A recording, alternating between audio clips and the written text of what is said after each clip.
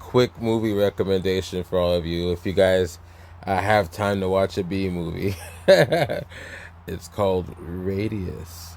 We were watching it on Amazon Prime last night. Sometimes you get an itch to watch something. You want to experiment, you want to explore, you want to try something new. I don't think I've seen either of these actors before, which that's made the movie kind of better for me. I like what do you call it? I like a bit more of immersion. When you see like a Brad Pitt or like a Denzel Washington in a film, you're not fully in the film because that's Brad Pitt, that's Denzel Washington. Movie like this, I don't know who these people are. Yeah, they're pretty much the characters in the movie to me. So it does itself a service. So, interesting story. The main character, the dude, he basically wakes up, no memory who he is.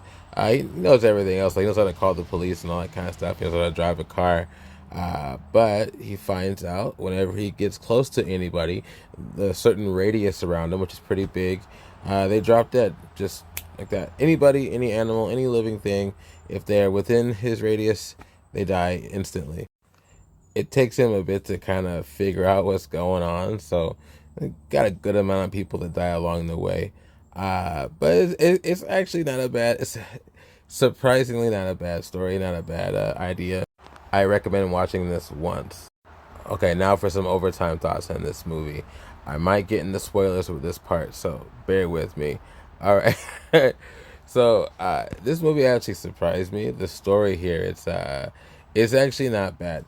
Uh, Come to find out later, this woman, the reason why she's important is she was also affected by something that happened, and she also has amnesia, and apparently she also counteracts his powers. In other words, as long as she's around him in his radius, and any other living things around them, they don't die. They're still alive. So she's like this kind of, I don't know, positive to his negative. It creates a kind of a ball and chain effect between these two, considering neither of them know each other is, who themselves are, but they're kind of tethered to each other because of this. She could just ditch him, but a bunch of people would die. Makes it even better. They get friendly with each other, because they're the only two people that are dealing with this problem. And she finds out that she's married. I won't dive too far into that, but it's funny. It's actually pretty good. It makes things quite tasty and complicated there. There's some good scenes that address this kind of a love triangle sort of thing going on. It's an interesting thought. What do you do if you lose your memory and you fall sort of not necessarily in love with this other guy, but you're really friendly with him. You really, you guys are starting to dig each other's company, but then you find out you already got a dude. Okay, last bit.